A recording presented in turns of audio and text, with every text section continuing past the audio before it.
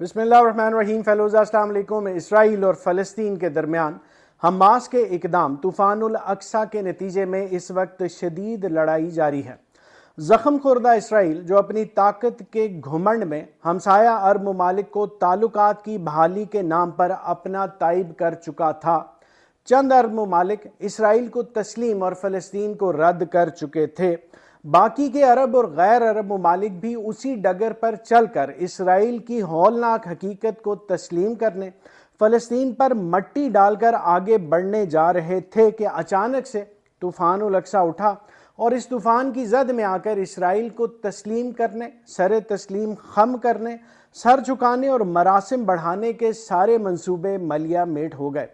طوفان الاقصی نے اسرائیل کے چہرے سے مسلم دوستی کا نقاب ہٹا دیا اور اسرائیل کو اس کے بھیانک ترین چہرے، مسلم دشمنی کے بھیانک ترین عزائم کے ساتھ مسلم دنیا کے سامنے لا کھڑا کیا۔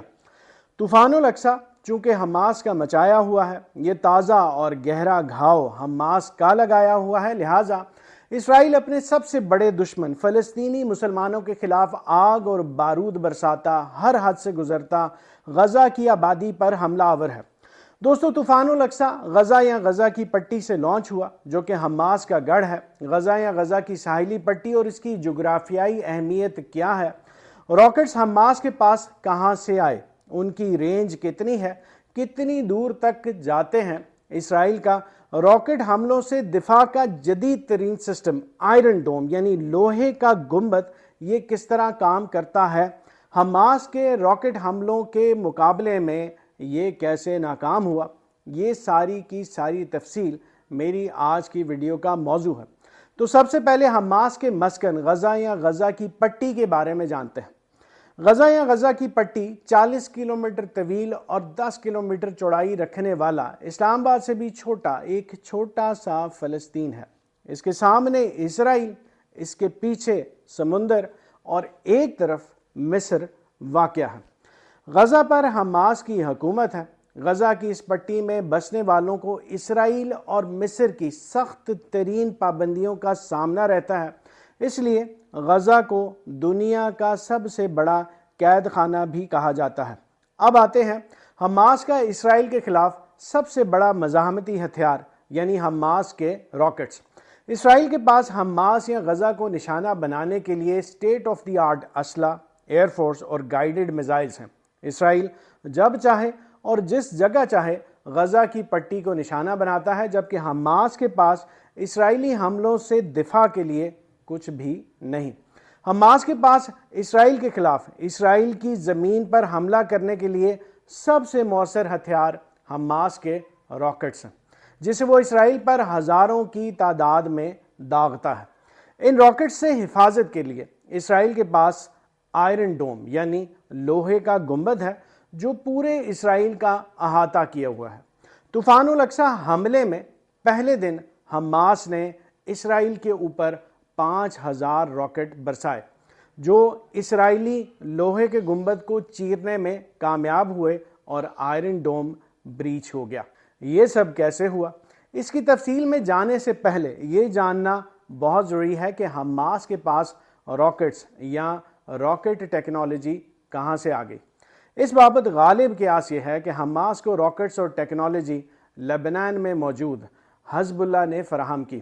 دوستو، آپ کو معلوم ہوگا کہ حزب اللہ نے 2006 میں اسرائیل پر لانگ رینج راکٹس داغے اور اسرائیل نے پھر اپنا دفاعی نظام آئرن ڈوم بنایا۔ یہ راکٹس غزہ میں مصر کے راستے زیر زمین سرنگوں کے ذریعے غزہ میں لائے جاتے ہیں، اور یہ سرنگیں مصر اور غزہ کے درمیان آج بھی موجود ہیں۔ اس کے علاوہ دوسرا راستہ سمندری راستہ ہے۔ یہ راکٹ سمندر کے راستے لبنان سے غزہ میں لائے جاتے ہیں۔ راکٹ سے متعلق دوسرا قیاس یہ ہے کہ حماس خود ان راکٹس کو غزہ میں ہی تیار کرتی ہے۔ ان راکٹس کو مختلف حصوں میں مختلف جگہوں پر تیار کیا جاتا ہے اور انہیں بوقت ضرورت فوری اسمبل کر کے لانچ کیا جاتا ہے۔ اب حماس کے پاس راکٹس کتنی قسم کے ہیں، ان راکٹس کی رینج کتنی ہے؟ اس حوالے سے سب سے اہم بات کہ ان راکٹس کی رینج اور پے لوڈ میں آئے روز اضافہ ہوتا جا رہا ہے۔ BBC نے اسرائیلی اخبار ہیرڈز کو کوٹ کرتے ہوئے حماس کے راکٹس کی ایک تفصیل جاری کی، جس کے مطابق 8 سے 10 کلومیٹر کے کم رینج راکٹ سے لے کر 180 سے 200 کلومیٹر کے طویل رینج راکٹس حماس کے پاس موجود ہیں، جس کا مطلب نہاریہ کے اہم ترین اسرائیلی دفاعی تنصیبات سے لے کر تل ابیب اور یروشلم حماس کے راکٹس کی رینج میں ہیں۔ اب حماس کے راکٹس کے خلاف اسرائیلی دفاعی نظام آئرن ڈوم کیسے کام کرتا ہے اور یہ کیسے ناکام ہوا؟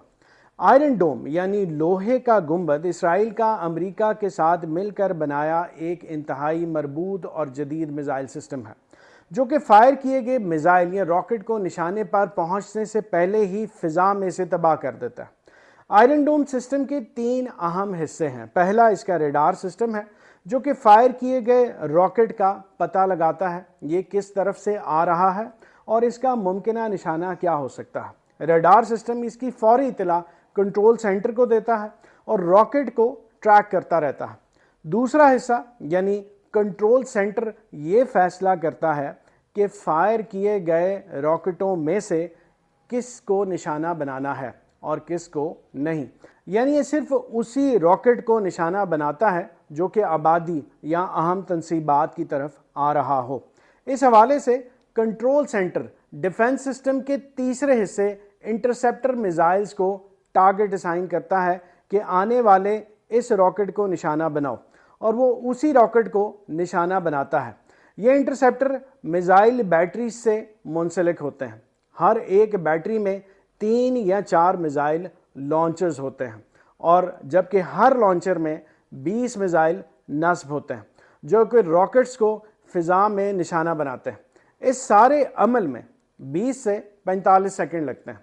آئرن ڈوم سسٹم کی بیک وقت کئی اہداف کو نشانہ بنانے کی صلاحیت 85 سے 90% ہے۔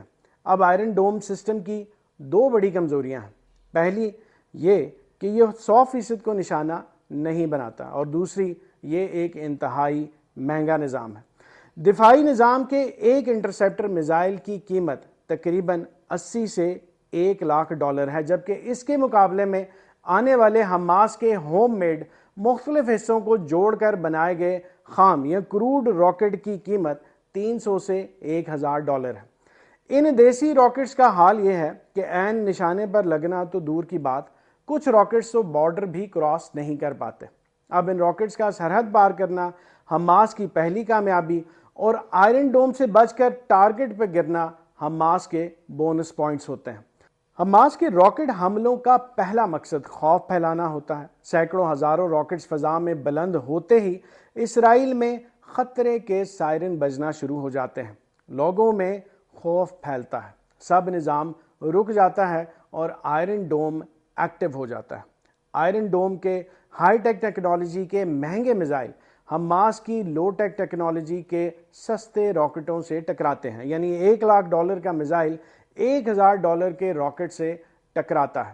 فضا میں زوردار دھماکے ہوتے ہیں، راکٹس اور میزائل کے ٹکڑے زمین پر گرتے ہیں، لوگ محفوظ پناہ گاہوں کی طرف بھاگتے ہیں۔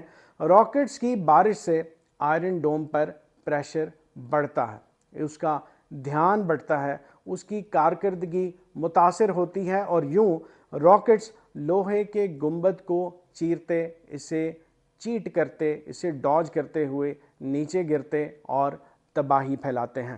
یوں حماس کے راکٹ جو ہی اسرائیلی سرحد میں داخل ہوتے ہیں تو بھلے فضا میں ہی تباہ کر دیے جائیں، اسرائیل کو راکٹ کی قیمت سے زیادہ اس کو تباہ کرنے کی قیمت ادا کرنی پڑتی ہے، اور اگر راکٹ زمین پر گرے تو اس کا جانی یا مالی نقصان بھی اٹھانا پڑتا ہے۔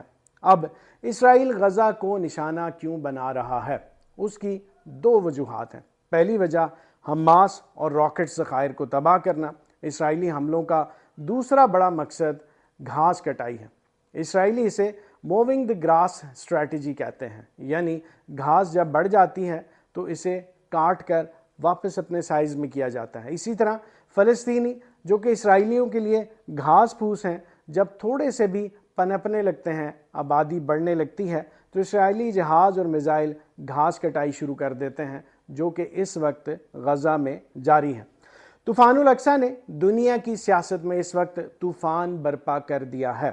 वो मुस्लिम ममालिक और हुक्मरान जो या तो इसराइल के साथ सिफारती ताल्लुकात कायम कर चुके थे या करने जा रहे थे, आज अपनी अवाम के जवाब तलबी हमलों की जद में हैं। तूफान उल अक्सा की सूरत में अगरचे इसराइल की हाई टेक को हमास की लो टेक यानी हाथी को चूंटी ने बड़ा चैलेंज दिया है, मगर इसी तूफान उल अक्सा ने इसराइल को मारा मारी के लिए बड़ा बहाना भी दे दिया है। तूफान उल अक्सा को इसराइल का 9/11 करार दिया है और हम सब जानते हैं कि जब एक ताकतवर दूसरे कमज़ोर पर 9/11 का चार्ज लगाते तो इसका मतलब ताकतवर को कमज़ोर के खिलाफ ताकत का हर हथियार इस्तेमाल करने का वसी इख्तियार मिल जाता है। मुत्तहिदा अरब अमीरों को चूँकि अभी अभी इसराइल से ताज़ा मोहब्बत हुई है, लिहाजा इसराइल के ठंडा होने तक मुत्तहिदा अरब अमीरों की जानिब से कोई इंतहाई इकदाम तो दरकिनार, रिवायती OIC इजलास में मज़म्मती करारदाद का मंजूर होना हनूज़ दूरस्त। दोस्तों, उम्मीद है आपको मेरी आज की वीडियो पसंद आई होगी। इसे शेयर करना और चैनल को सब्सक्राइब करना मत भूलिएगा। मेरी दुआ है अल्लाह ताला तमाम इंसानियत को जंग की हौलनाकियों और तबाहकारियों से महफूज रखे। अपना बहुत ख्याल रखिए। बहुत शुक्रिया।